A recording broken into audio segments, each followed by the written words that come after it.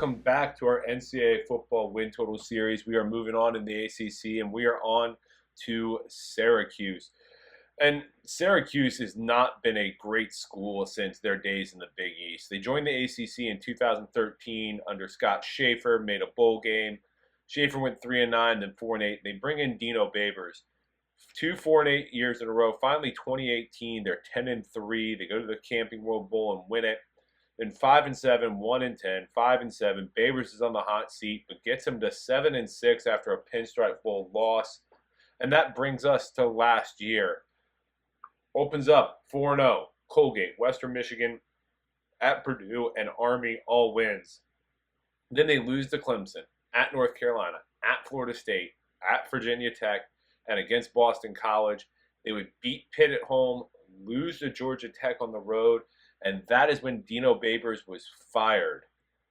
They would get a win under their interim coach against Wake Forest to go to a bowl game. That's where they lost 45-0 in the Boca Raton Bowl to South Florida.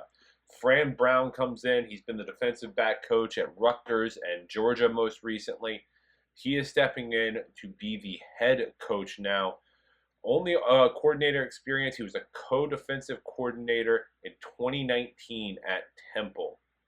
We look at this roster this year, and we start at quarterback. It's going to be Kyle McCord coming in from Ohio State. He was cast off from Ohio State and now will be there. The passing attack should be interesting, assuming that he can be better than the quarterbacks last year. They had such quarterback injuries that they were basically running a tight end there. They have to be better in the passing game. They lost Damian Alford to Utah.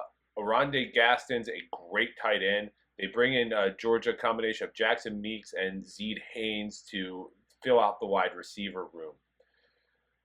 LeQuint Allen will be the running back.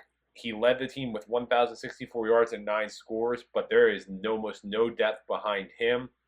The offensive line was a massive issue last year. It wasn't bad, but it's been a massive issue in the past. It wasn't great last year.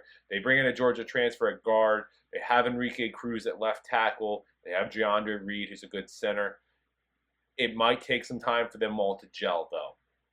The defense. Defense was all right at getting into the backfield. Kevin Jabati is still around, 7.5 tackles for a loss last year. And then they bring in transfers. Fatal Diggs from Texas A&M, Deion Wilson from New Mexico State. They lost a lot of depth. They don't have a lot. Marlo Wax is back, though. He's their best linebacker. 294 tackles, 16.5 sacks, and 36 tackles for a loss with 8 forced fumbles in his career. They also have Derek McDonald back, who's a veteran linebacker.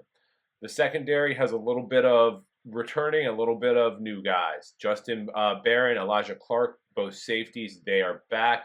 Jaden Bellamy was a freshman last year and was pretty good. They bring Devin Grant from Buffalo to be the other corner. The schedule, though, is not the most friendly, but it starts with some winnable games. They open up August 31st. They host Ohio. I think they're going to get a win there. They stay at home September 7th against Georgia Tech. I do lean loss, but I could see them picking up that win there. September 14th is their first bye. September 20th, they host Stanford. I lean loss again there. They could also pick up that win.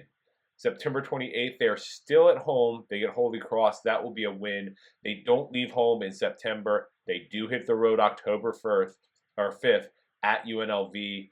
I lean win.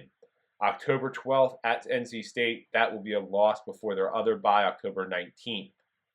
October 24th, they're at Pitt. I lean loss on that one. November 2nd, home against Virginia Tech. I lean loss. November 9th at Boston College. I lean loss in there. Then they travel across the country to Cal on November 16th. I lean a loss in that one. They get UConn at home November 23rd. I lean win. And then Miami at home on the 30th of November. I would lean loss there. Really, when I look at this, the over-under set at 7.5. I don't know how they're getting to 7. That's my biggest concern. I have them right around 4-8. I don't think they're going to end up as a 4-win team. I do think they're going to get 5 or 6.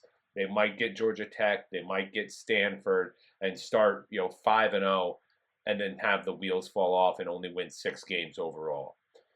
This is going to be an under, though. We're going to take the under at DraftKings. It's plus 100 there for the under 7. If you like this content, please make sure to hit that like button, subscribe, follow us, share us with your friends, and we'll see you next time.